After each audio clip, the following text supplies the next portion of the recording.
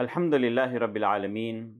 Wassalatu wassalamu ala Rasulillah wa ala alihi wa ashabihi ajma'in wa amma ba'd. Assalamualaikum warahmatullahi wabarakatuh. Mga minamahal na kapatid sa pananampalatayang Islam, ito po ay karugtong lamang ng tinatalakay natin na pinamagatang ang mga dakilang katangian ni Prophet Muhammad sallallahu alaihi wasallam sa aklat ni At-Tirmidhi.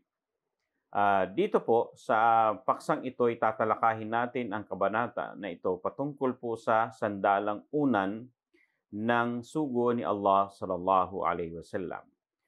Nagulat si Jabir bin Samura radhiyallahu ta'ala anhu na sinabi niya, "Ra'aytu Rasulullah sallallahu alaihi wasallam muttaki'an ala wisadatin ala yasari."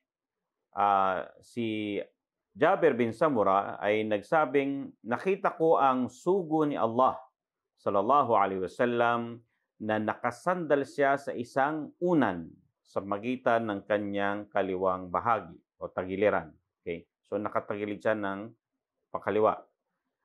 Yun ay kung saan ulat na ang propeta sallallahu alaihi wasallam ay sumasandal siya sa isang unan na mataas kapag siya ay nagpapahinga. At mayroon ding ulat na kapag ang propeta sallallahu alaihi wasallam abang nakasandal ay nagsasalita, nangangaral, okay? At pag binibigyan niya ito ng empasya at mahalaga ang kanyang sinasabi, napapaupo siya. Okay? Although yung mayroong ulat na hadith na sinabi ni Prophet Muhammad sallallahu alaihi wasallam sa mga sahaba habang siya ay nakasandal sa isang unan, okay? Sabi niya, gusto niyo bang sabihin ko sa inyo kung ano yung ano ang mga malalaking kasalanan sa lahat ng malalaking kasalanan. Ala uhaddithukum bi akbaril kabair. Okay? Ang sabi ng propeta sallallahu alaihi wasallam ay, dapat ko bang sabihin sa inyo ang tungkol sa tinatawag na pinakamalalaki sa mga malalaking kasalanan. Ang sabi ng mga sahaba, bala ya Rasulullah, ibig sabihin, qalu bala ya Rasulullah, ibig sabihin ay, o nga usugo ni Allah, sabihin mo po sa amin. Okay?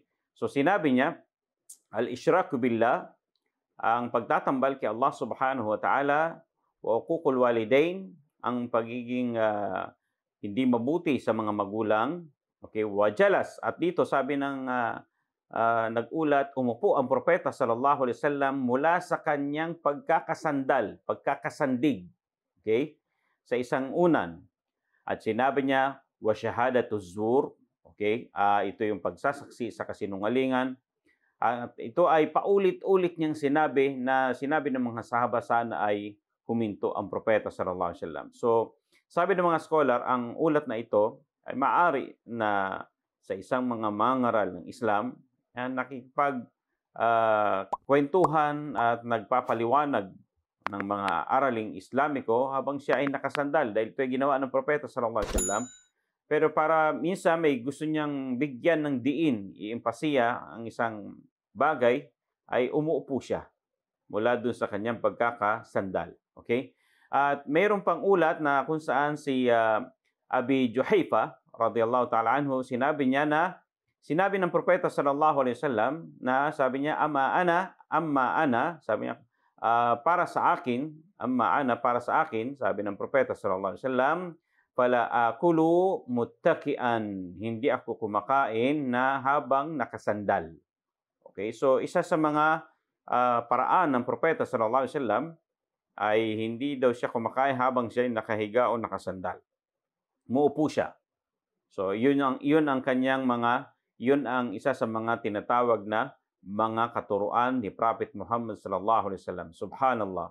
Maging yung posisyon ng propeta sallallahu alaihi wasallam ay naiuulat sa atin ng mga sahaba na ipapaliwanag nila sa akin. Ganun yung dikkah, ganun ka detalye at kung saan talagang binibigay sa atin, inuulat sa atin, mga naobserbahan nila sa propeta sallallahu alaihi wasallam ay umabot sa atin.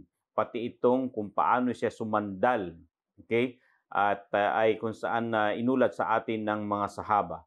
Okay, so hanggang dito na lamang po, naway mayroon tayong napulot na aral at naunawaan sa mga natalakay natin hanggang sa muli. Wa akhiru da'wana anil hamdulillahi rabbil alamin. Wassalamu alaikum warahmatullahi wabarakatuh.